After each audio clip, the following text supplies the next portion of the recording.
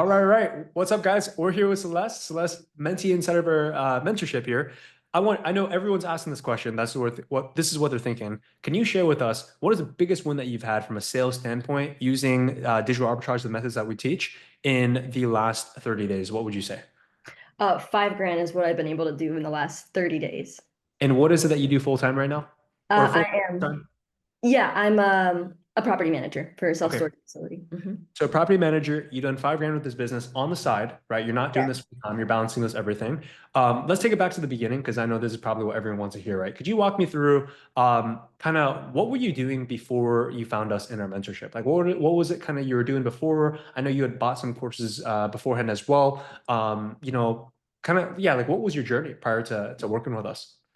Yeah, so about 2 years ago, found out the whole digital marketing skill set and I was super duper excited. Had a really crazy left turn with I had actually had a brain bleed, a stroke that had me uh recovering, and in my recovery period, that's when I was like, I'm going all into learning these skills, hopefully to be full time by the time I'm done recovering. Mhm. But I wasn't really aware of the whole mindset portion when it came to entrepreneurship. So Yeah. I started to get good results pretty quickly, but then I just doubted myself and I was like, this is not gonna last. And long story short, I quit 2 months afterwards. And then I would try again with a different account because I felt Mhm. like so embarrassed to go back onto the same account that I was trying. I Yeah.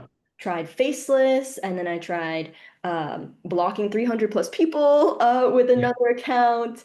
Yeah. And then I bought a different course. And long story short, I kind of was just on this hamster wheel of trying to make it work, trying to figure out, exactly what's the secret? How are people making this actually work for them? Um, and yeah, I made a few sales, but it wasn't anything that actually changed my life. Sure. And then that's how you actually found out about a mentorship through referral. Was that it was a friend referred you over, and that's how you found out about a mentorship? Correct. So it was actually amazing because I was watching this person from the beginning. Is it okay? I name drop them, but Yeah. Yeah. um, Yeah. so yeah, so from the start, I started following Lila because I saw her post, I think, on DWA, Mhm. and then I started to just see like this increase in engagement and sales, and she offered a value call, and so when I hopped on and she said that she was inside your mentorship, I was like, oh my gosh, I have been contemplating this for literally like 4 months at the time because I started Right. doing your strategies inside DWA, started seeing results Right. already. And I was Mhm. like, this is a no-brainer. But I didn't hop on until I really was able to talk to someone about. 100%. Mhm. Gotcha. So you kind of put two and two together, like, oh wow, she's in the mentorship. She got crazy results. You had kind of already been thinking about it. It was kind of simmering in the back of your mind. You jumped in. Talk me through what do you think it was within the first 4 weeks that you're in the mentorship that you really started to see the pickup in results, and really the sales come through. Like, what do you think was the biggest thing or the most useful stuff in our mentorship that kind of helped you achieve that?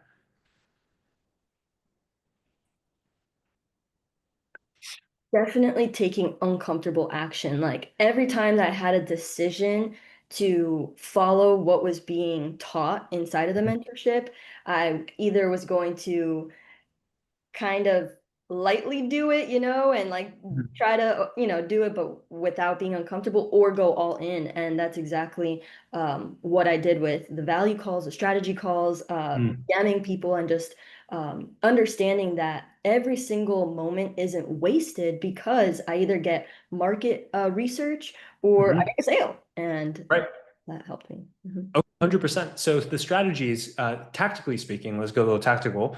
The things that you weren't doing before that you started implementing, was it doing value calls, so short 10 to 15-minute conversations with people, connecting with them, having authentic, genuine conversations in the DMs, doing strategy calls with people? Was there anything else, like from a tactical standpoint, that was like, wow, that was really useful when I started implementing? Yeah, the content strategy. Okay. That was crazy. I never even thought of researching content. I always thought it was going Yeah. to have to come from a blank page and just a genius epiphany. Right. Yeah, that really It- helped. Did you use that to get that one reel that had almost 10 million views now, the 9 million view reel? Was that research from someone else's content? So you employed that strategy?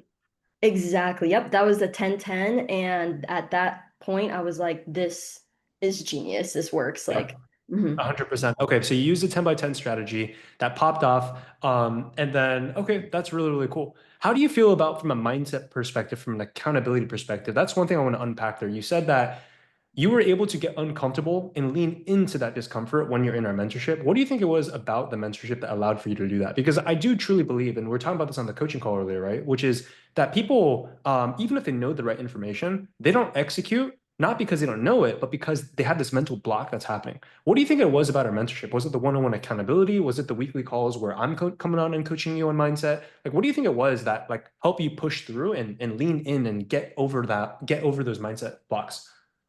Yeah, really, it was one of the modules that talked about fighting for someone else, Mm, and that pain is the best drive. And so I sat down and I just wrote my heart out on like, really, why am I doing this? And I'll get emotional right now thinking about it, but truly, like I put myself in a painful decision so that it was more painful seeing my mom be in the spot that she's in than maybe embarrassing myself on a call or something mm. like that. 100%. Okay, so fighting for someone else outside of yourself. Yeah. Okay, that's a very powerful strategy. Okay. What would you say right now? There's someone else that is probably watching this video going, man, I really want to do this. I really want to join Richard's mentorship. I've been thinking about it for the last couple of weeks, last couple of months, maybe the exact same position that you're in a couple of months ago, right? What would you say that individual who's considering working with us? Think about the true cost because you clearly have been in a spot where you think you're going to figure it out yourself, but you haven't. And so really like your 2.0 life is waiting for you to finally cross that that bridge and just say, yes, I'm going all in. I understand that this might be on a level like painful, almost like, because that's what my limiting belief was like, I can't afford this. And the truth is, I couldn't afford staying in the same place. That's really what I couldn't afford. And I had to remind myself, but what if I can afford this? The Hmm. whole point is so that I do start affording this. And that just is something I would tell someone, flip the narrative because you Right. literally never know what's on the other side of you not. 100%.